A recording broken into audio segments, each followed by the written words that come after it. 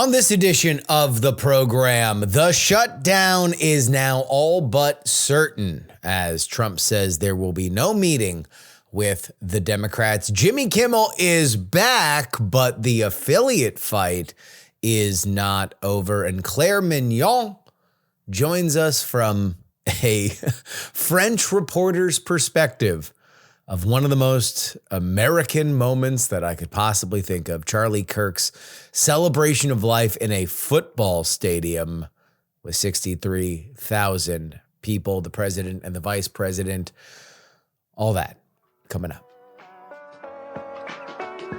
The following is brought to you by Just Another Pilot.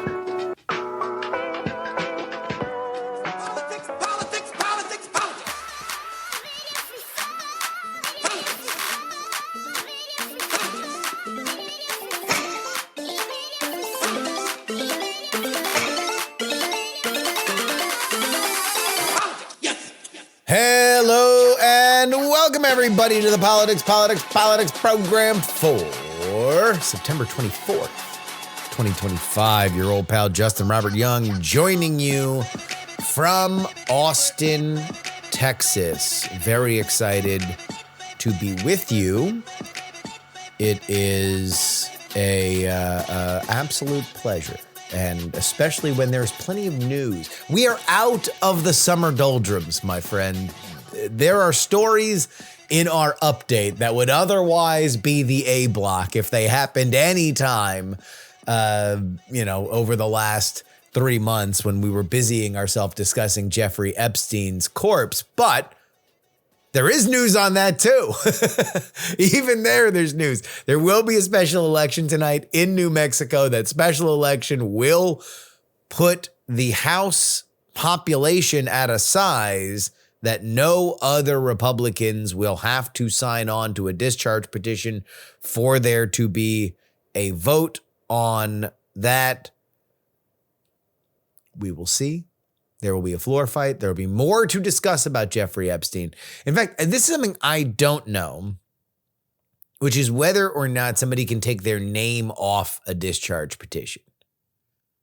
This is something that's been going on for months now.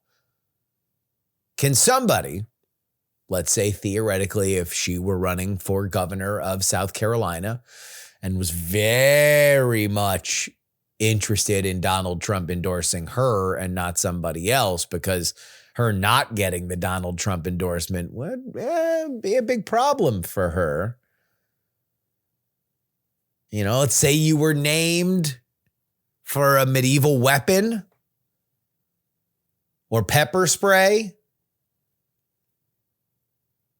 Let's say you had a predilection for showing shadowy pictures of yourself naked or pushing the boundaries of floor privilege by way of a loophole around defamation law. Let's say you were Nancy Mace. Could you take your name off that discharge petition? I don't know, but the news will change there. Okay, here's what we do have, and we're going to get into this in a second. The shutdown is happening. We will give you I don't know for sure. I am not telling you it is definitely going to happen because I don't know that until it happens. I'm just telling you it's happening. And there was one gigantic sign. In our update, we're going to get to this Kimmel thing because Kimmel is back. But he will not be back on at least 20% of the stations that carry ABC, which means that Disney's headache has not gone away. Speaking of headaches, if you're a pregnant woman and you would otherwise take Tylenol to alleviate it, don't. That, according to the federal government. Bobby Kennedy Jr., Donald Trump, and Dr. Oz saying that Tylenol is a major cause of autism. We will get into that, what it does mean and what it doesn't mean. And then the Turning Point USA campus tour, which was obviously ended when Charlie Kirk's life was ended by an assassin's bullet, will continue. A roster of talent and how those events will change forever in our update. And then after that, speaking of Charlie Kirk, Claire Meynial from Le Poix, French reporter. We love her on the show. She went to Charlie Kirk's funeral or celebration of life. I don't know. There's been so many events. There's been vigils. There's been a memorial. There's been a celebration of life. A lot of Charlie Kirk events. And I'm not trying to be glib. I'm just trying to keep the name straight. She is a French national. There are a few things that are stranger to somebody who is from France than a public mixing of religion and politics in a football stadium when the football team isn't even there. President, vice president, 63,000 people brought to tender emotion by way of a widow. We discuss what all that was like, as well as something that nobody is talking about, and that is a change to foreign reporters' visas that is going to affect Claire. And I think that you guys should know about it because she's a fan favorite on this program. And the reason why is because she goes to the places. There are few people that I know in the world of journalism that just travel like she does, just to wherever she needs to be. She is not deterred by access. She will just be there talking to people. I love that about her. And she might not be able to do it, at least according to new DHS rules. By the way, big bio about Kristi Noem and Corey Lewandowski. We talk about it at the end of the Claire story, but I think there are some people in the West Wing that want at least Corey Lewandowski the hell out of Washington. And they're probably some of the same people that Corey Lewandowski tried to get kicked off the Trump campaign. Okay, let's get to this shutdown because this shutdown is going to happen. And what we have to focus on now, because when the government shuts down, this boat will be in the water. Right now, there are changes that can be made to what is going to happen. But I don't think that the Democrats are going to do anything. So let's set up our state of play here. Right now, you have, I would say, teetering leadership in the Democratic coalition in Congress. Hakeem Jeffries is being pressured from a lot of different sides. Not only is he not Nancy Pelosi, but Nancy Pelosi is still literally in Congress. He has a lot of pressure from his progressive flank to be more progressive. He's got a lot of pressure from his moderate flank that says, hey, look, we've tried being more progressive. It didn't really work for us. And we're the kind of seats that are getting eaten up by a more moderate friendly MAGA world, or at least in 2024, that was the case. And there's a little bit of nervousness that while conventional wisdom says that Democrats will take the House back and there will be a speaker, Hakeem Jeffries, well, you got a lot of these redistricting fights. Maybe that isn't the case. That would be not great. Add on top of that, you have this Zohran Mamdani question. He is the Democratic candidate in New York. Hakeem Jeffries is very keenly aware that the Republicans are going to run against him. And he could probably stay away from it if he weren't a representative from New York. FOH. And then there's Chuck Schumer, yet another resident of New York City. He faced his most blistering criticism of, probably the last 25 years because he did not shut down the government back in the opening months of the Trump administration. There has only been more piled on the ledger that Democrats and liberals believe are worthy of shutting down the government. And so, if Chuck Schumer does not want to be replaced as minority leader, and then maybe eventually again majority leader if the Democrats are able to stack enough senators, Well, he's got to hashtag do something. And the something that they are most likely going to do is shut down the government. So, what does that mean? Well, it means that they're not going to reach an agreement to fund the government. And then once it is not funded, then the government shuts down. What's novel about this? Well, what's novel about it is that it doesn't normally happen, at least by the hands of Democrats. Republicans are far more likely to shut down the government, and Democrats have, at least for the entirety of my lifetime, had tremendous fun and electoral success in pointing out that Republicans are not serious governors. They don't like the government. They want the government to be reformed to the point where it barely exists. And so they are callous with things that are important because government is important. It plays an important part in the role of many people's lives. And if you want to expand the government, that's a pretty core tenet. And so Republicans, for the first time, are on the other side of this. And they know how to make it hurt because they have been hurt by it. And so what the Republicans have done last week was to pass what is called a clean CR, which is a continuing resolution. All that means is that the last time that the Democrats agreed to fund the government, we're just going to keep funding the government at that levels. That is Biden levels. Now, there was some pushback on that on the Republican side, but Mike Johnson was able to get it through the House. So now it lays at the Senate floor. Chuck Schumer says, we need to negotiate this. We need to figure out a way that's better than a clean CR. Usually that's the best you can hope for if you don't have any cards to play, is that you are not getting squeezed now. We're going to keep it at the level. But no, Democrats need to hashtag do something.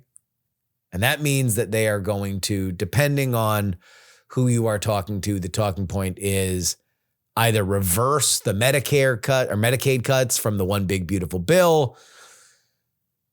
The smart strategy, at least from my perspective, smarter strategy is to focus on the Affordable Care Act subsidies because that has split the Republican Party. But a lot of that was supposed to be negotiated with President Trump. That was the Democrats' point of view. It said, all right, we can't talk to Mike Johnson. We can't talk to John Thune in the Senate. Let's go to Trump. Trump's the deal maker in chief. You want to make a deal? Let's make a deal. Well, Donald Trump says on Truth Social this morning, after reading the letter that was sent by Hakeem Jeffries and Chuck Schumer, he doesn't want to do a meeting. Well, that officially puts the Democrats out of options.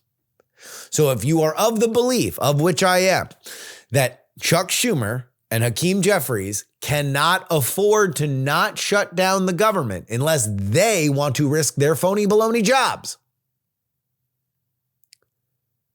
then they have no other moves left. They have talked to Johnson, they have talked to Thune, and they have found no room at the inn in either place. Their only hope was if they went to Trump and for some reason were able to make some grand bargain that I don't even think they were particularly serious about. But that is now over too. And so we're going to take a look a little bit ahead of time, because you don't hear this a lot on political media, which is, okay, how does it end? And I don't think it's going to be pretty from the moment that it happens for the Democrats.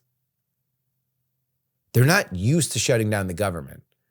They're not used to essentially ceding the bully pulpit to Donald Trump for something as big as this.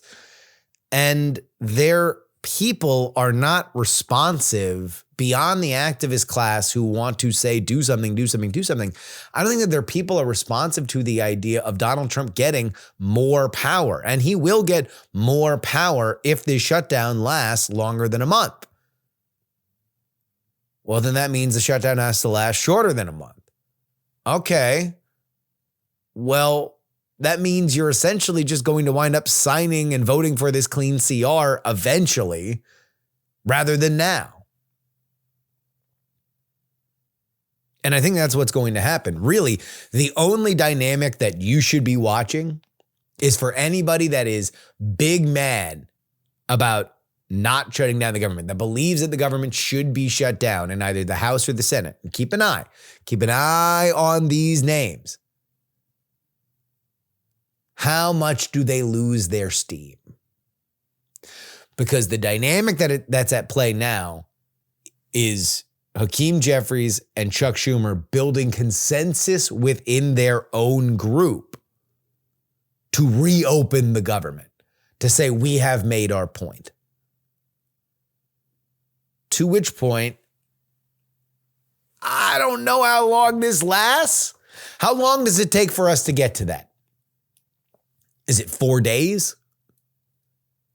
Is it a month? Is it less than that? Is it 2 weeks? We will see. But from my perspective, there is zero chance that the government isn't shut down.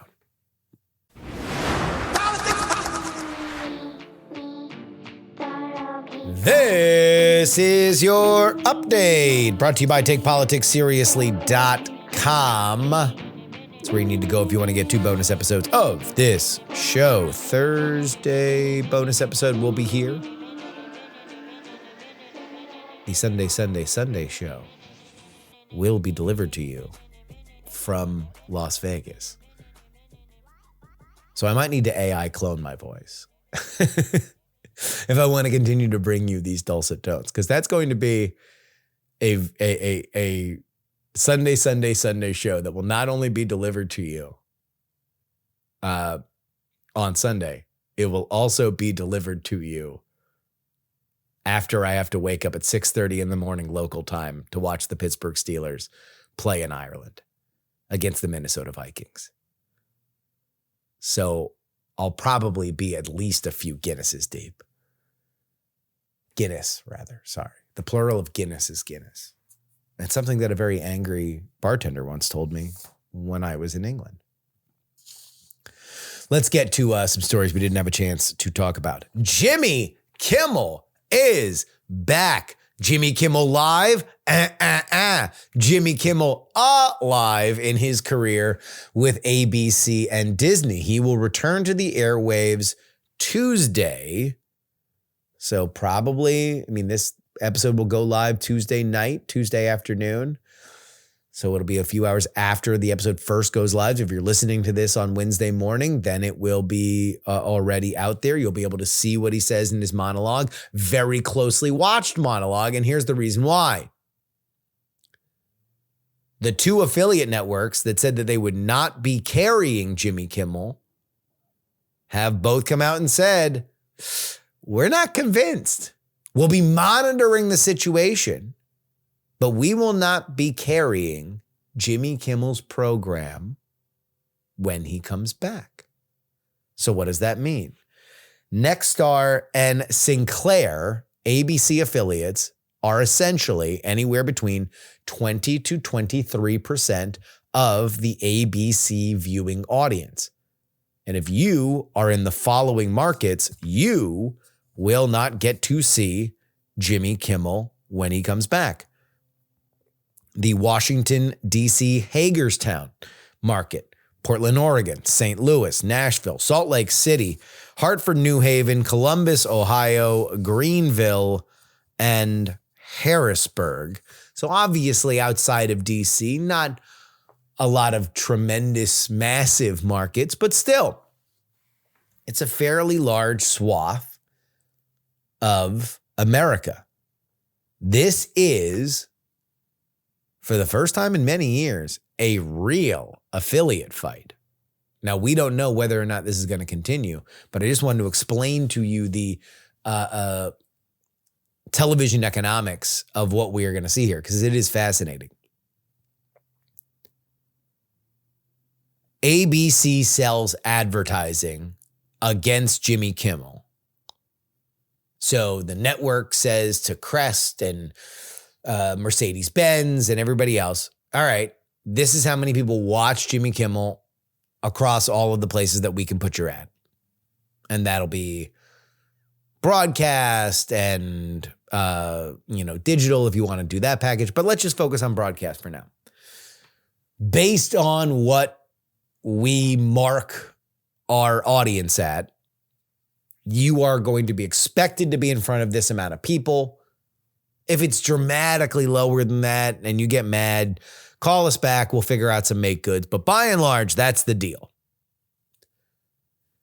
If you rapture that by a fourth, well, you've got some advertisers that are going to start making the calls immediately. Like, well, all right, well, do I pay 3/4 of the price I was about to pay you because I'm getting 3/4 of the audience? You are putting up particularly controversial programming. And some people will be happy to have their ad on that, and some people will not. These fights have happened in the past, most notably NYPD Blue. This is way back in the day. NYPD Blue was a show that very famously showed character actor Dennis Franz's butt, a male, middle-aged butt on broadcast television, and some affiliates were not happy about Dennis Franz's butt being on television, and so they didn't show it. There was a fight. It lasted several weeks, and then eventually cooler heads prevailed. I'm going to say that this feels more to me like an affiliate fight than it feels like the federal government putting their foot on the neck of ABC and Disney. That's what it feels like to me. There's nothing that I have seen beyond the Brendan Carr comments, which I do think should be taken seriously. And yes, there are approvals that Nexstar is looking for, and Sinclair would also probably look for, specifically in terms of lifting the cap of ownership for broadcast television stations. But I don't know if I am willing to draw that line beyond what I think is a pretty clear Occam's razor situation, which is you've got a fraught relationship between networks and affiliates that have specifically worsened over the last 10 years. This has to do more with the economics of that industry than anything politically. You also have a very polarized country, and you have a very siloed tragedy. You know, a lot of people believe, a lot of liberal people, people that are more likely to vote for Democrats than they are to vote for Republicans, are confused, befuddled, if not angry, that America is hyper-focusing too much, possibly performatively, on the unfortunate death of a minor celebrity who may or may not have been such a rabble-rouser that he was playing with fire and got burned. That's how many on the coalitionally left side of our national ledger look at Charlie Kirk's death. And then there is a coalitionally right side of our ledger that does have more of a relationship with Charlie Kirk, that enjoyed his program or very much liked his clips or saw a little bit of themselves when they saw a man that was boldly defending his opinion in the belly of the beast, the liberal machine. And an estimated 200,000 of those people descended onto Phoenix. Hundreds, if not thousands, have been out in vigils over the last week. And so Where I'm moving forward with at least my priors on this particular situation, this Jimmy Kimmel situation, is that Jimmy Kimmel pretty blithely walked into a situation that was a lot more tender than I think he assumed it was. And from all reporting, I do believe that Brendan Carr is the trigger for this, but not because Brendan Carr has his foot on the neck of Nexstar and Sinclair, but rather because, according to reports, Jimmy Kimmel was planning on playing Brendan Carr's clip on the show in his monologue and specifically picking a fight with him. Now, at which point the affiliates could say, wait a minute, what are we doing?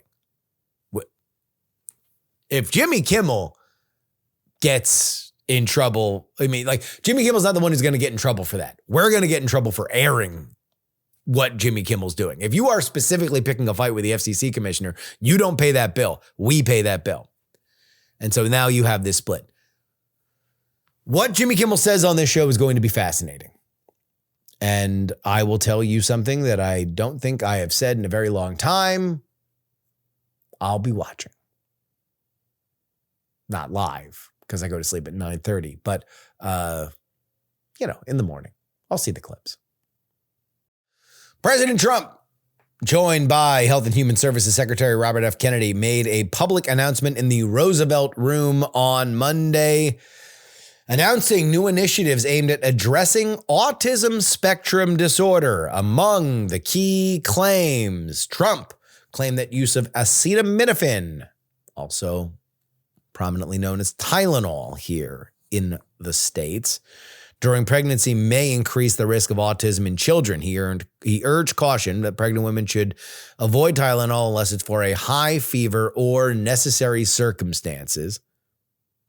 The administration said that there is mounting evidence for an association between acetaminophen used late in pregnancy and longer-term neurological effects, including autism.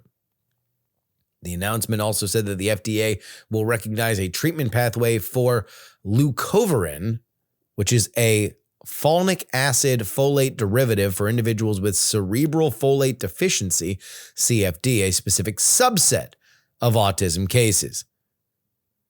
It also announced an increased investment in research, awareness campaigns, and doctor-family guidance for potential risk factors. They released a fact sheet and other materials through HHS describing prevalence that 1 in 31 American children born in 2014 were diagnosed with autism spectrum disorder versus lower rates earlier. This is a highly controversial announcement, as we knew it was going to be. And before we talk about that, let's talk about what was not discussed, which is something that I was kind of assuming might come down the pike whenever Bobby Kennedy announces his autism solutions and fingers his problems. And that is vaccines. We have seen conversations around vaccines causing autism in the past. That was not the main focus of what they talked about during this announcement. Just wanted to note that as we go further. The controversy around this is that this is an extraordinarily hard problem to study, and the studies that have been done on it charitably suggest that there is correlation between autism and Tylenol use. So high Tylenol use might happen when autism happens, but correlation does not necessarily equal causation. And some of the largest studies that have been done on this have seemed to show a very weakened to the point of nearly non-existent relationship between causal proof. Tylenol is something that is very unique in the experience of pregnant mothers because it is the only pain reliever that is considered safe during pregnancy.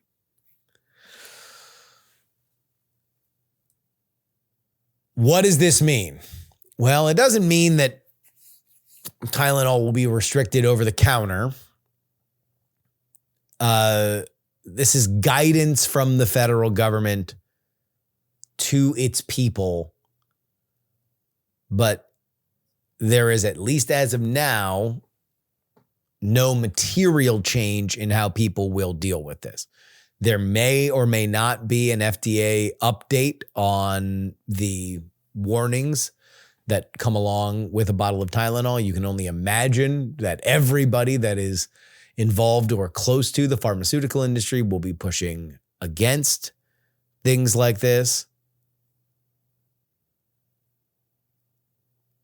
And those are the facts. Look, Bobby Kennedy Jr. is not my cup of tea. I am not one who would consider himself a Maha person. I don't particularly care about the food dyes in my food. I tend to believe that physical health is something that is mostly derived by my caloric intake and my exercise. I do think that the best thing that Bobby Kennedy could do is just demonstrate that all things are possible when it comes to physical fitness. If he could be a jacked Kennedy in his latter golden years, when his family doesn't have a tremendous history of either being fit or being alive past 35. But this is the kind of stuff that I wince at the most. I wince at the most. You know, I do think that there is a major problem in America with trusting the experts, specifically when it comes to health stuff. I think that COVID did a huge disservice, a huge amount of damage toward the American relationship with expert trusting in the medical field. So the best thing I can say about Bobby Kennedy is that if he is poking at even what is understood to be quote unquote settled science, I think we could all use a public lap around the barn on it. Just so we are all reading from the same fact sheet. I don't think that there's a great amount of help that is done with just saying, shut up, idiot. This has already been solved. Although I'm sure I can already read the comments on the YouTube of shut up, idiot. This has already been solved. Maybe I should already just sell merch with that. I asked my wife when she was pregnant with our daughter whether or not she took Tylenol. She couldn't remember doing it, but said that she largely stayed away from it. I do know from my perspective as, you know, somebody who's very close to a pregnant woman for 9 months, that there's a million things that women are told not to do or are warned not to do. Some have dubious scientific backing and some are rock solid. If we were at a blue sky for what causes autism, and then if once we establish that, what remedies are there from the federal government side under the purview of Bobby Kennedy and Dr. Oz, and we landed on guidance from the government that may or may not be paid attention to, and a few extra words on a Tylenol label, let's just say relative to my expectations, I'll take it. I'll take it. I'll take not having to buy an MMR vaccine from a back alley, comparatively. Finally, Turning Point USA will resume campus events this week to honor slain founder Charlie Kirk, featuring his widow, Erica Kirk, Republican governors, conservative media figures. Stops will include Utah, Virginia, Montana, Louisiana, and UC Berkeley. Erica Kirk pledged to expand chapters and continue debates. Security, however, will be heightened with bans on bags, water bottles, and signs, plus metal detectors at venues like Virginia Tech. It looks as if that any kind of prove me wrong scenario will now no longer happen outside. Officials are stressing coordination with law enforcement, with Turning Point moving all of their events indoors for now. And I understand that. Part of me is frustrated because I would hate for the person that did this to have affected the world in any kind of negative way. I would have loved the visuals of some of these state governors that are going to come out and talk to anybody who wants to talk to them. I don't know if these governors realize what that means. Like, it's one thing to watch a bunch of Charlie Kirk clips. When you actually just watch how long and, you know, how wild some of these questions that came in are, like, Charlie Kirk was a unique dude for being able to do it. He knew his stuff ice cold. He would be able to swing from crime statistics that bolstered his line of reasoning to biblical verses, to American history, to world history. Like, it's not something that I think that I could do in the same way that he did. And I'm like just an internet guy. I don't have a job running a state. Now, I wouldn't be shocked if people like Ben Shapiro or Michael Knowles or somebody else who's in that space would, that debate space, would be able to go do it. But I don't know. I could imagine it gets ugly. But we'll see. We'll see. I would imagine that would be something that if it does, I mean, I'll put it this way. If Erica Kirk goes out there and she has a prove me wrong, and you get a bunch of kids that are jeering her for the death of her husband, I would imagine that would be a clip that would go pretty viral.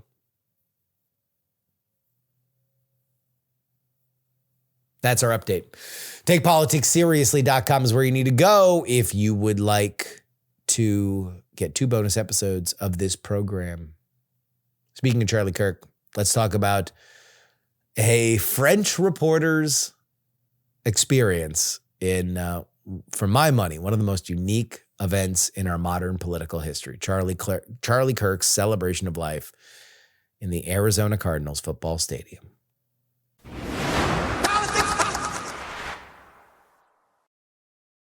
I would like to welcome back to the program one of our favorites, because unlike most people, and I love many of the people that come on this show, and they are reporters technically, but they are domestic. They stay in D.C. They maybe talk to D.C. people, but they do not travel around this great country of ours like our guest today, Claire Meynial of Le Poix. You are out in Arizona, and we're in the building for what, for my money, is one of the most singular kind of moments in political history in a while for a lot of different reasons, and that is Charlie Kirk's celebration of life, memorial. I don't even know what to call it. Claire, welcome to the show. Thank you. Thank you for having me. Give us a rundown of how you got access to the building, because you were not credentialed. Of course not. You know, for this. I don't know a lot of people that were credentialed for it. So you went out and waited just like anybody else would. How long were you in line? When did you start waiting? So I woke up at let's say 3:20. I was in line at 4:20, and I was seated at 7:42. So it's not that good bad. Lord. I mean, Yeah, I mean, a 3 hour wait is so. And where were you relative to the rest of the crowd? Like, how much of the arena was filled out by the time that you got in? yeah, I had a good seat. I was pretty close to the stage at that time. Yeah. I mean, it's a very big arena. So especially if you're looking for only one seat, which was my case, you can kind of find your way and in between groups. So yeah. And then it lasted for 5 hours. So well, at least you could sit at that point. Yeah. What was the line like? I'm sure that there was probably a sense of camaraderie and, I've been in lines, Gen Am lines for Trump rallies. Was it similar to that or what was the vibe? So it was both. I mean, there was a lot of that, and I've waited in line for maybe some 50 Trump rallies over the years, so I can compare. There was a lot of that, but it was definitely more Christian oriented than that. Gotcha. And for the most of the time, I was in the middle of a group of Christian students. So I interviewed them on what Charlie Kirk represented for them, especially to young women and the role that women were supposed to have in Charlie's book. And then at the end, people were exhausted. We thought we were going to make it inside, but then you had to go through a first fence, and then you got inside like the parking lot of the arena where they had put like tents for security screening. So you were waiting in line again, but it was not really clear, and people were cutting in line, and you could, like, I heard one guy say, "Hey, come on, we're not liberals here. We don't cut lines." Yeah. So, I mean, at least some kind of good humor, even at the point of highest stress, but obviously reverential to Charlie Kirk, which, I mean, you would imagine in a celebration of life, although most celebrations of life don't happen in a 63,000 plus football stadium. And also don't have so many cabinet members and the president talking openly about religion. So again, you say I'm a foreigner and I'm also from a very secular country. Yeah. And so to me, this was pretty remarkable. That's really something you would never, ever see in my country. Like, that would be completely impossible. Yeah, which is, I mean, and we could probably spend a whole other conversation talking about the social differences between France and America in terms of, a fairly, it's a constitutional difference also. Like, we have a strict separation of church and state. So which is interesting. It is interesting because America, by and large, I feel, at least this is just my sense, and I've not spent a lot of time in France, but has maybe a more secular mainline kind of religious adoption rate. Although when we get religious in government, oh boy, do we get pretty religious? Yeah. No, listen, I was in Kerrville after the floods in Texas, and in July. I went to a board meeting in Kerrville, and it started with prayers. That's completely impossible in France. No, it's just it's unconstitutional. So it's always really interesting to me. Well, I would say that event was maybe the most Christian event that I've seen with that level of governmental cosign maybe in my life. I mean, there have certainly been plenty of religious events that especially the Christian conservative right have either put on that have had people like the president or sometimes the president and the vice president at the same time. But to have, pretty much the entire cabinet and to have them openly discussing matters of faith, that is a little something different. Yeah, and it's at this point, when you have people like Benny Johnson, like Tucker Carlson, but then Pete Hegseth, Marco Rubio, implying that in the name of Charlie Kirk, something has been unleashed, and Hegseth talks about a spiritual war. I mean, they talk about war, so it becomes very political. Well, let me ask you that directly, because that is something that is talked about in the dialogue, as it were, that the idea of Charlie Kirk's assassination sparking something, unleashing something that has been dormant in American society and now has a reason to rise up.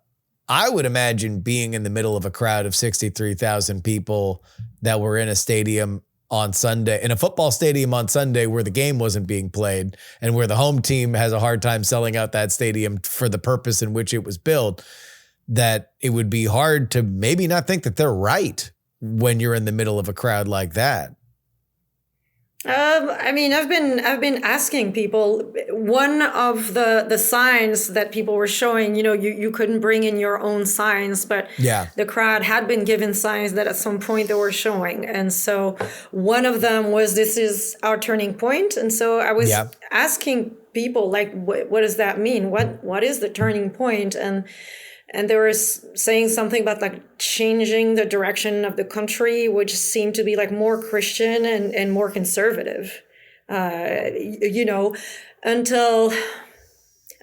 Don Jr., probably most speakers alluded to that they wanted to fight, and the they was not really determined. And then Don Jr. cracks a joke about Kamala Harris and Hillary Clinton, and Trump at the end talks about the radical left lunatic. So it becomes pretty clear. So the idea was really a turning point towards the right and Christianity.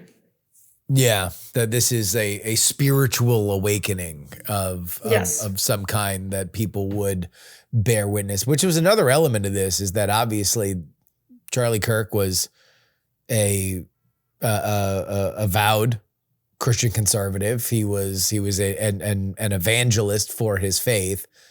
So it should not be shocking to anybody that his celebration of life bore all the hallmarks of him and his events. I don't know, Claire, like we've both been around audiences that are populist, that everybody will tell you that the gathering of their crowd is the sign that, especially in politics, that there's something happening and this is the beginning of the wave. I don't know what to make of the Charlie Kirk stuff, because like it certainly is bigger than I think I probably would have guessed if you just would have asked me to estimate it, before it happened. The gruesome nature, the instantly available nature of it, the fact that the assassin seems to, at least by all available evidence, have more cleaner cut motives than, saying that Charlie Kirk owed him $5 in his dream and he had to die for it or something like that. Like, I don't know. I mean, you've been not only at these events, but also through a few of the vigils. What do you make of just the energy? It's so what's interesting is that among the people who go, you don't hear the violence that you can find online. All this talk about civil war, etc. You don't. Gotcha. Like, I went to the one in DC and that was so interesting because, DC is so blue. You don't really expect that kind of crowd in DC. But there was a whole group of people from Arizona already, and there were people from Virginia, and so and they were not saying the stuff that you could find online on civil war, etc. Yeah.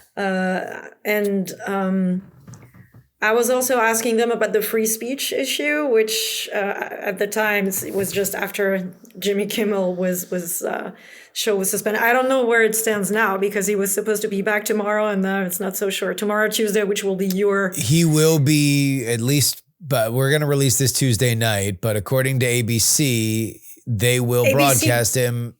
Sinclair's affiliate networks will be preempting him. So if you are in a Sinclair-owned ABC over-the-air thing, then you will get local news instead. That being said, it is the year of our Lord 2025. You'll probably be able to see it somewhere else, Exactly. Aside from just the over-the-air station. But still, yes, that is the latest state of play. On Sunday, things were not quite as clear. And most people were absolutely justifying the fact of suspending him, telling me that someone who's on air has a responsibility to not lie, and the First Amendment does not protect lying or hate speech, which is, as you know, much better than me because you're American.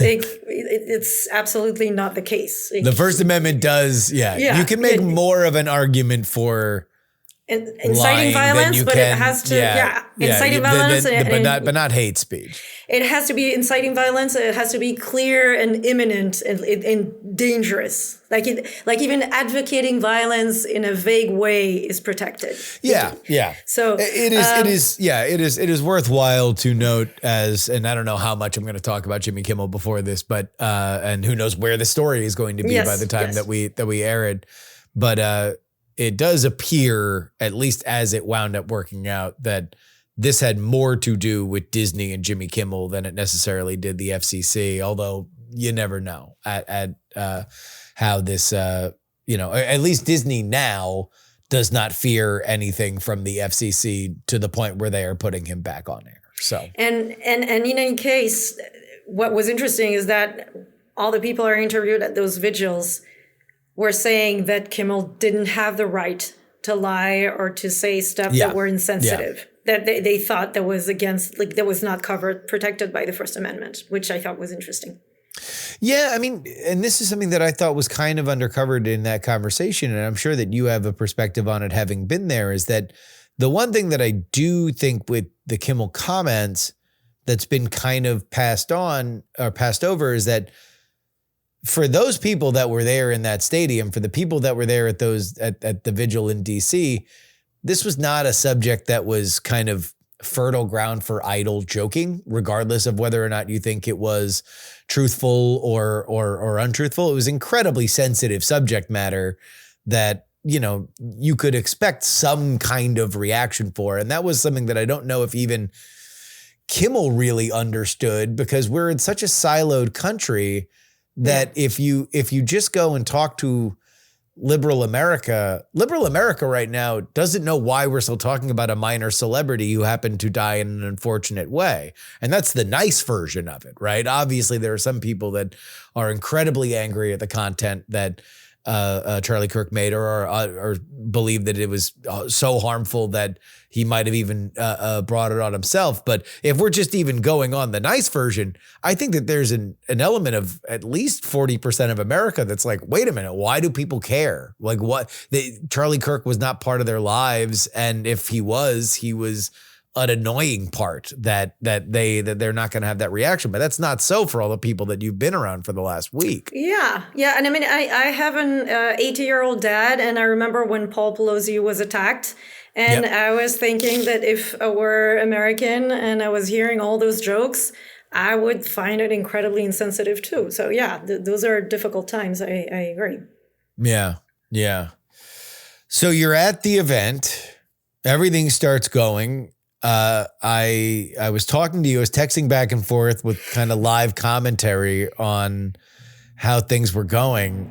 I have to imagine, and I don't say this lightly, because I do believe that you are a hard-nosed reporter that has no hesitation getting into the nuts and bolts of this country, the United States of America.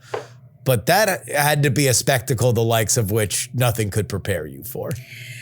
Yes. So the last time I went to a TPUSA event was in Las Vegas. It was during the campaign. It was one of Trump's last events.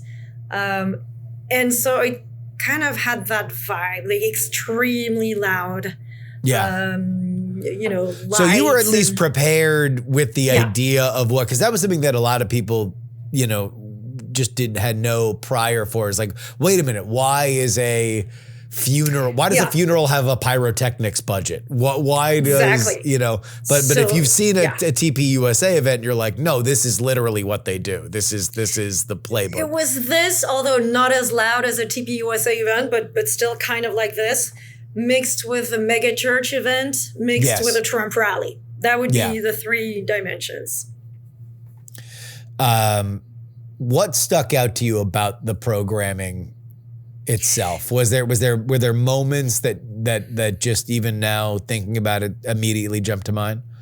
Yeah. So generally speaking, it started from very religious and very political with Trump, and it was getting more and more political.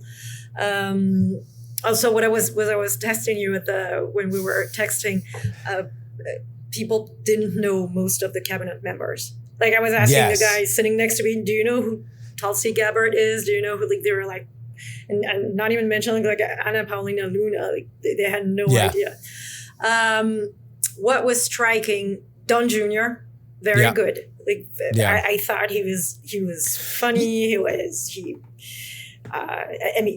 had all those very controversial statements on Democrats, but he was doing the job, I think. You want to know what I was kind of surprised about? And this is something that I didn't know until Charlie Kirk died and I was reading eulogies about him, is that he got his start as Donald Trump Jr.'s personal assistant. Yeah.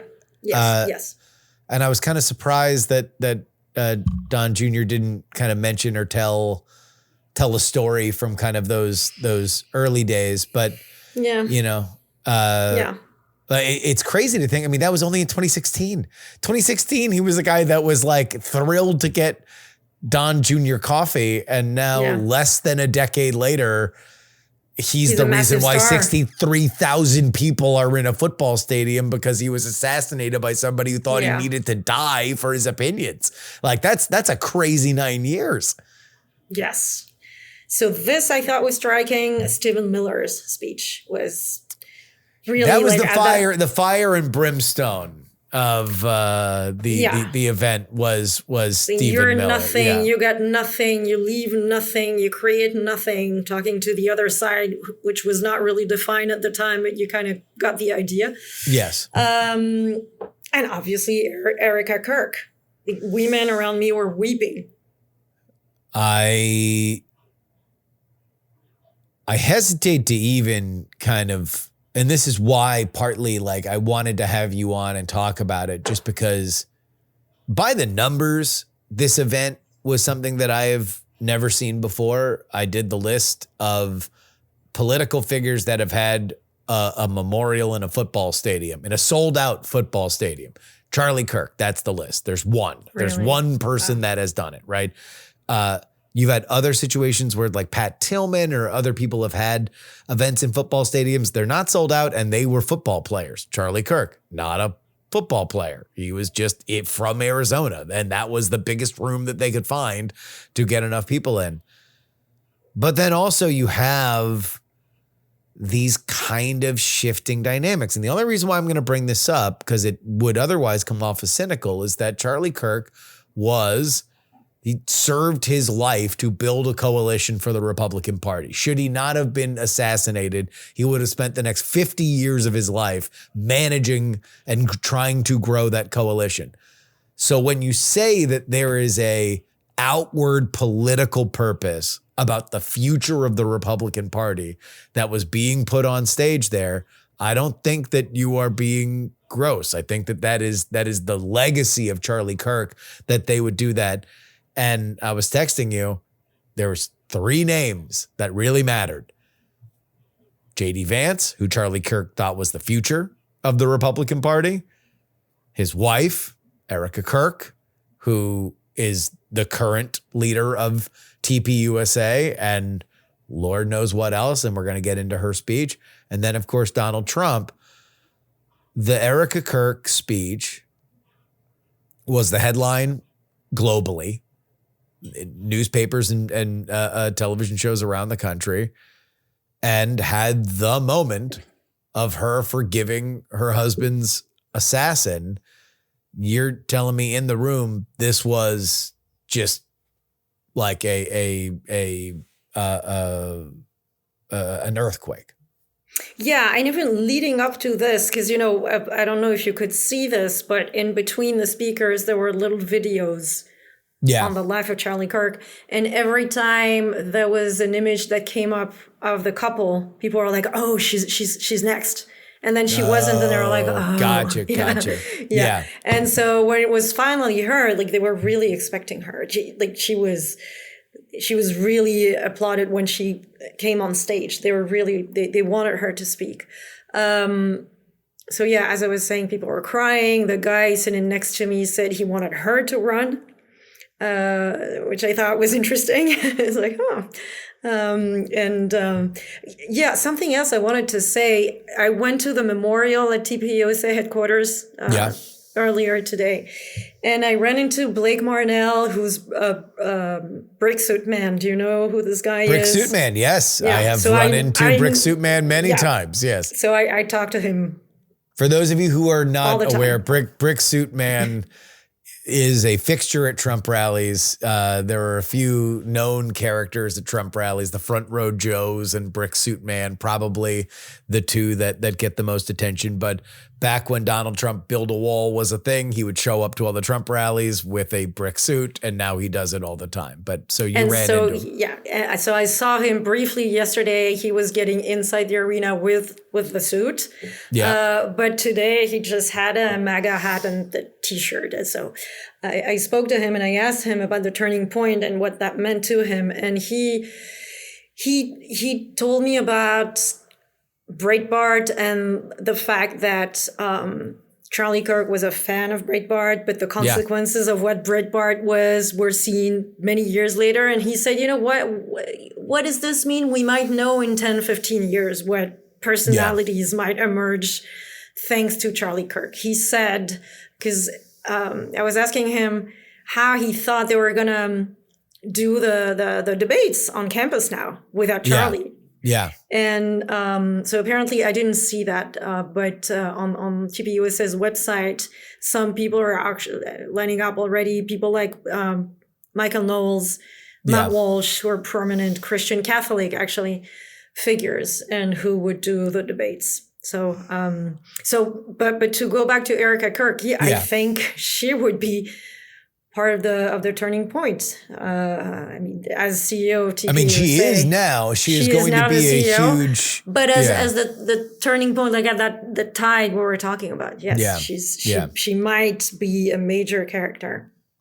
You know, it's been remarkable to see that a lot. I've heard this just anecdotally a lot of people that have gone to these events is that they often create spontaneous declarations of action of like people saying they're going to run for office, people saying that they're going to do X, Y, and Z. And God knows how that's going to translate by the time that either the midterms come around or, you know, if Brick Suit Man is to be believed, there will be a Breitbart-esque new generation of people that will look up to what Charlie Kirk has done and try to emulate him like many did Andrew Breitbart with his website.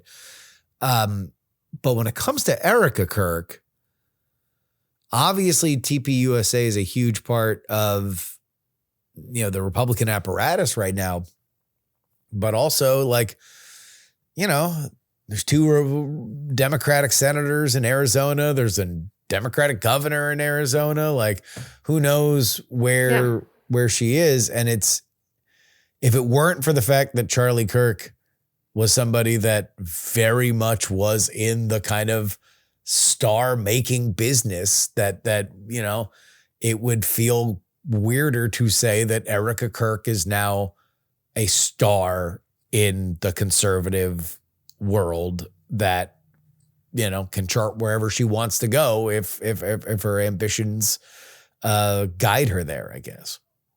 I mean, obviously, and I'm going to be much more cynical than you, but it's like her grief was heartbreaking, but also everything was perfect. She has this, you know, blonde, almost white hair that looks like almost like a veil. She has this perfectly blue eyes, this perfect makeup. She's looking to the sky. dabbing her eyes.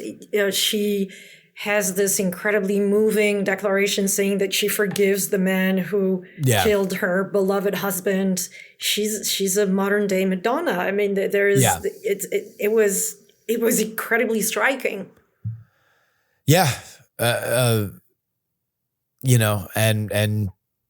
from the clips that I've seen of Erica Trump, she has the conservative bona fides to match where her husband was. I thought her speech was electric. I don't know if people understand how hard that is to do.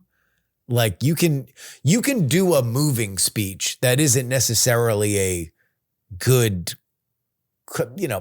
professionally delivered speech, right? Like you can get up there and you can show your heart and everybody can feel for you. And certainly there were moments where that was incredibly palpable, but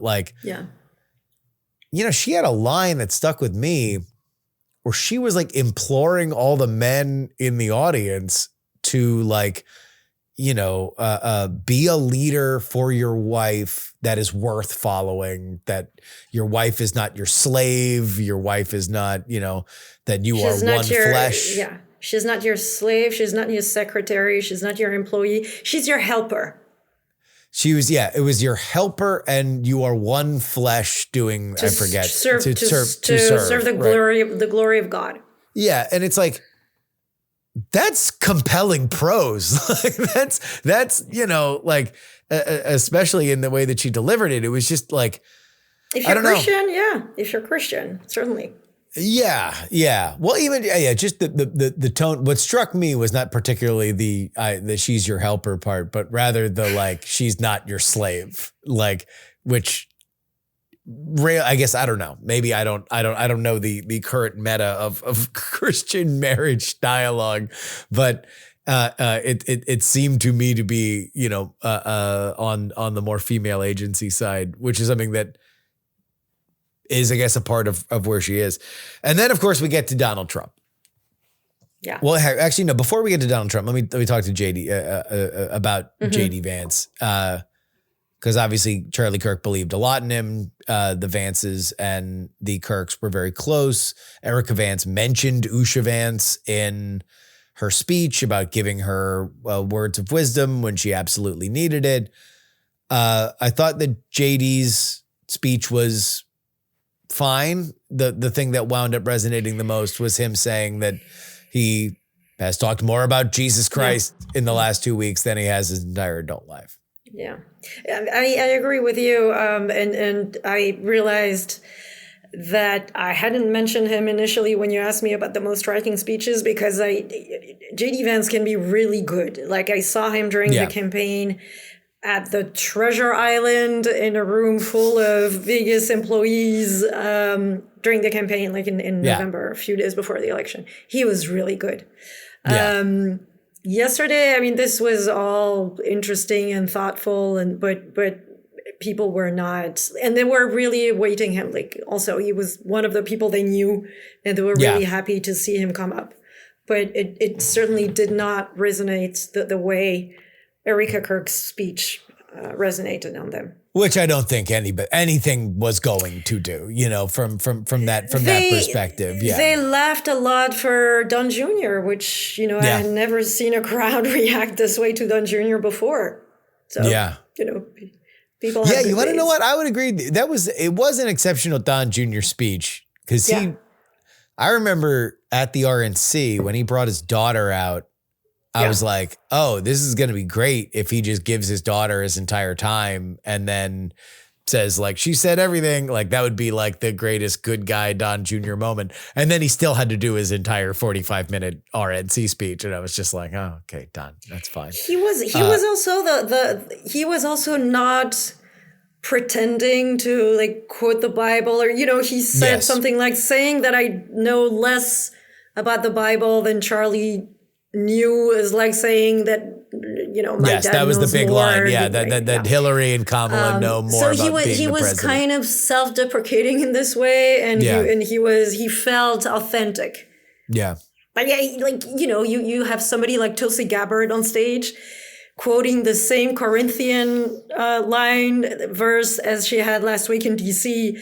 And correct me if I'm wrong, I think in 2012, she ran as the first Hindu representative in Congress, so, that's great. I mean, everybody is, allowed to quote the Bible, but, Don Jr. felt really authentic.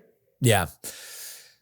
I gotta say, there was a moment, especially after the Erica Kirk speech, was this kind of cultural touchstone and moment. And she has a moment that nothing else was going to touch, that I was like, man, there's kind of a risk with Trump coming out here, because I've been at enough Trump speeches that he's not gonna give a Reagan shining city on a hill. Like, he can't stick to, the only time I've ever heard Donald Trump stick to a script was in the Libertarian Convention, when everybody was so drunk and screaming that he just wanted to get off stage. And so he just read his speech and got off. Otherwise, when he's in a room that is warm to him, he will go wherever he wants to go. Obviously, he did. It wasn't quite a bad thing, as I was kind of assuming it might have been while I was watching. But what was the energy in the room? So first of all, I wanted to remind you of the first 20 minutes of the RNC speech. Like, he stuck to the script, remember? Yes. The first 20 minutes. But before then, he went. Well, that was the thing where it's like, I don't even know if he stuck to the script or he was ad-libbing, but it was just him talking about. No, the first 20 minutes, I was you're watching tracking the prompter. You Yeah. could see it. And then the poor guy who was managing the prompter had to stop for like 5 whole minutes. He must have been panicking. Oh, wait, where is he? Yeah. Where is he now? Yeah. But this one, it was all the hallmarks of a Trump speech. You could tell when he was fighting with the script, which he did. The clip that made the most rounds was, especially in contrast to Erica Kirk saying that she, in a very emotional moment, forgave her husband's assassin. Trump says that Charlie wanted the best for his enemies, and Trump, that's easy. That's where I disagree with Charlie. I want the worst for my enemies. I hate my enemies. I hate my opponent. Yeah, Singular. my opponent. Yeah. I don't want the best for them. Yeah. Which I thought the clips that went viral cut it off before I think he was making it clear that this was more of a joke. And he looked up at the sky and said that, Charlie's mad at me or whatever. Like, I thought that was a little bit more lighthearted than it's been circulated. Yeah, but still, if you think you're at a Christian wake, it's still an interesting concept to talk about hatred.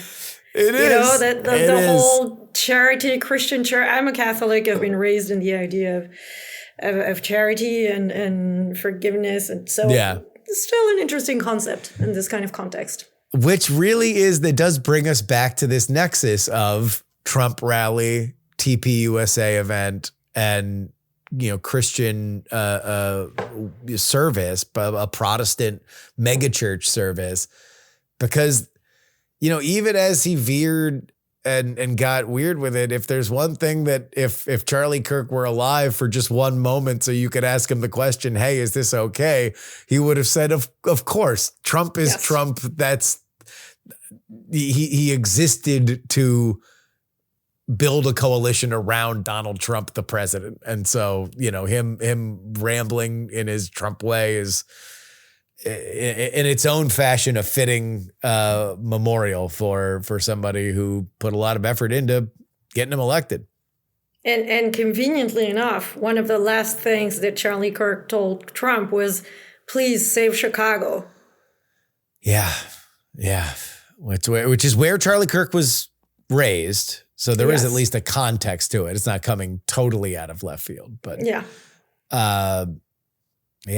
and that was something that also got a lot of attention.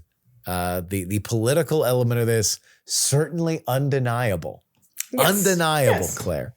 He talked about the announcement on today on autism. Yeah. What else did he talk about? Well, he talked about the lunatic radical left, Antifa. and Antifa. Yeah. All right. Well, thank you for giving us your perspective. There's one other thing that I wanted to talk about on the way out of here that has nothing to do with Charlie Kirk's celebration of life, but does have to do with you being at Charlie Kirk's celebration of life as a French reporter covering America. This may be something that you can do less or through more paperwork. Tell us about this visa situation. Yeah, so all foreign journalists are on an I visa. And you get it for 5 years. You have to do it from your country. So every 5 years, we go back to our country. You get an appointment through the consulate. Usually it takes weeks to get an appointment, but you have a little, like, they ask you a few questions and they usually renew it. Trump had the idea, he wanted to slash it during his first administration. That's something he kind of launched in 2020, and then Biden killed it. And it was just revived on August 29th. It's a DHS draft. Okay. For a rule. Period of comments ends on September 29th. It would reduce the duration from 5 years to 8 months. So that means that you would have to go back and touch we don't base. Know. We don't know that. We don't know how it would be renewed. Oh, so you might be able to do it from America, but you would have to review it every 8 months. And the existing visas would be slashed, revoked. Mine, for example, that's supposed to run until 2029.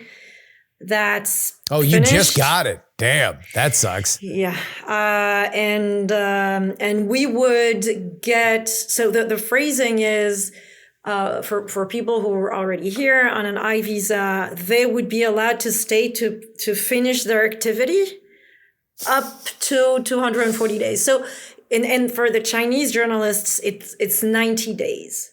Oh, they're going to turn them around real quick. So that means they see the activity, like, I guess, going to film a documentary on rodeos in Montana, you will always get the visa. But the activity of being based in the US to report on it on a daily basis, trying to have sources, going to the White House, to the Capitol, trying to really understand the country. That's not an activity anymore. That's not covered. That's not in the pile. We don't know, right? I guess that's no. What I'm telling you is that's not something you can do in 8 months. That's finished. Oh yes, gotcha. Okay, you can't actually build a reporting portfolio and sources and embed yourself in this culture within 8 months. Not only that, but no one will move to a different country for 8 months if they have kids. Like, that's not even a full school year. No one will shop for health insurance. I'm not even sure you can get a lease. Your driver's license. I asked at the Capitol, because I spend a lot of time at the Capitol these days, and they were telling me, we won't give you a credential if your visa is shorter than a year. So, and this will probably create a question of reciprocity also with American journalists abroad. Country will say, then sorry. Yeah. But, and I guess there will be fewer questions on foreign policy for Trump too at the White House. Obviously, it would be less reported. If you don't have a cadre of foreign journalists. Because your country is directly affected, and your editors are like, hey, can you ask him about the tariffs? Can you ask him about Ukraine? Where is this going with Gaza? So it's going to change the landscape of how America is reported about and abroad. So what we do know is that this rule is coming. What we do not exactly know are some of the particulars of exactly how it would work, at least in terms of renewals. Yes, and of course, what everybody fears is that this is going to be renewed depending on what people write or say.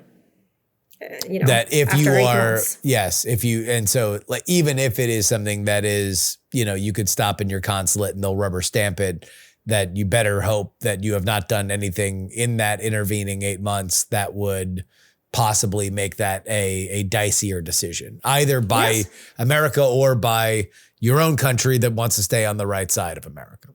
Yes, exactly. Yeah. So so it's really interesting. I've been talking to quite a few lawmakers on the Hill on Homeland Security committees, both in the Senate and House of Representatives, and they don't know about it. They've never heard of it. They have not heard about it. No. Well, there was a pretty damning hit piece in New Yorker today, or was it New York Magazine, about Kristi Noem. So who knows? Maybe all of this will be different in the next few weeks, because I think that all the sourcing on that was from the White House, which does not like Corey Lewandowski. That's I don't know. That was just my scuttlebutt having read it. But well, we will keep an eye on that. And if there is anybody with the ability to make public comment on it, then please go ahead and do so, because we very much enjoy Claire. Again, I know a lot of people that cover politics, and a lot of them are like me. They like to sit around and read the news and then talk about what they read in the news. There are very, very few people. I can probably count them on my hand that are 365 out on the road in the way that Claire is. And so we always appreciate her perspective. Thank you so very, very much. Claire Meynial, where can people find you? Still on X. I hope it's under my name, Claire Meynial, which I don't know if it's written anywhere, but it's going to be hard to spell. It'll be in the description. And by the way, let me just say this, because you write your tweets in French. Now, at least X for me will auto translate your tweets. So I now read your tweets. I don't even have to hit a button. It just tells me what you're saying in English. Did you see that interesting comment on the hummus that Tucker Carlson had? Yeah, I guess we could talk about that on the way out. Let me just say this. Tucker Carlson has gotten extraordinarily weird over the past few years. I don't know what's happening in that cabin he lives in Maine, but very shining vibes that have come out of Tucker Carlson. The stuff he has been on lately has, for me, bordered in general on anti-Semitism, if not crossed the line for my taste. The hummus thing, to me, is a ding for him because of his body of work. I know plenty of Arabs that will talk about how they make the best hummus. I know. Yeah. I don't know how many Romans will. I don't know. I would assume the Romans were eating hummus. I don't know. But yes, that was, I mean, whenever you're discussing with a laughing punchline the decision to kill Jesus, it just adds to the world, the surreal world that entire event was bathed in. And something I didn't have time to tweet. Hexeth said that Kirk in German meant church. I mean, I immediately thought of the Kinderkirche Küche. Do you know this? That was the slogan. No. That was it's a slogan used by the Nazis. Say that the three roles of the wife was Kinder, so kids, Kirche, church, Küche, kitchen. Yeah. And so I was like, well, he hasn't learned that one German phrase that we all learned when we learned about the Third Reich. Well, anyway. But so no, it doesn't mean church. I don't think so. It does not mean church. Kirk does not mean church in German. Yeah. Okay. Well, good to know. Maybe the Secretary of War should know it too. But we will endeavor to teach him. Claire, thank you so much for joining us. Thank you. Bye.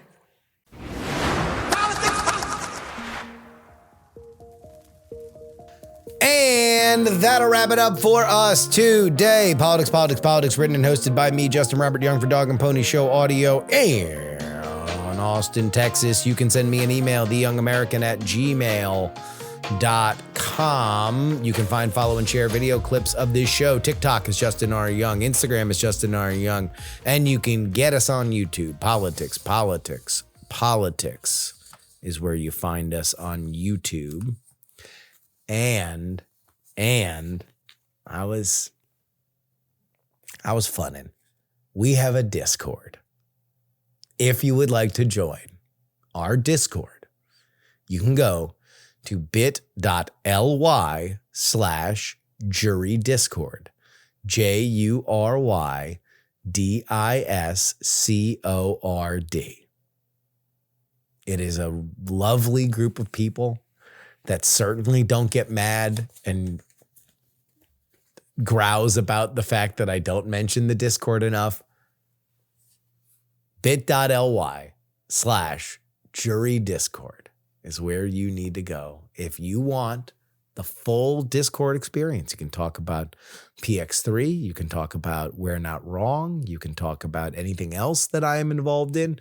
And then, of course, just mix and mingle amongst yourselves. It's a good time. Support us with a one-time donation.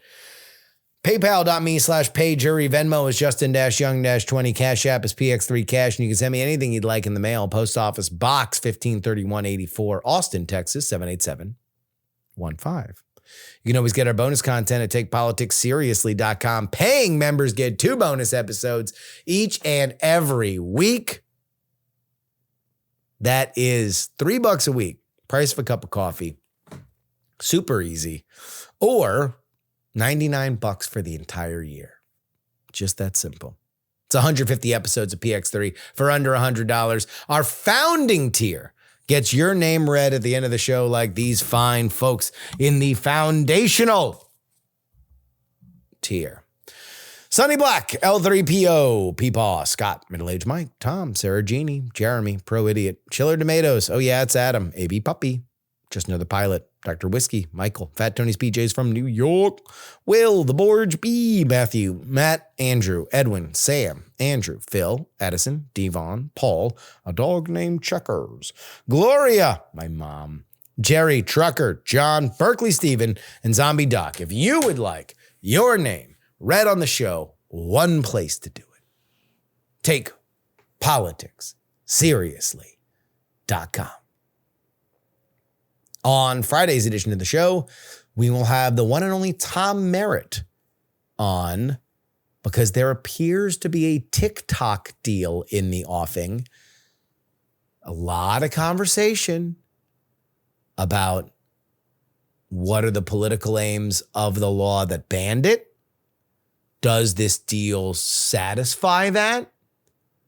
For my money, and I read everything on this, I don't think you are going to get a more informed conversation on the technical specificities of that deal, such that we know about it, and the political realities of what it faces and the burden of proof it's going to have to meet, than what you are going to get on Friday. That is what we endeavor to do. That is what we deliver, and that will be available to you at the end of the week.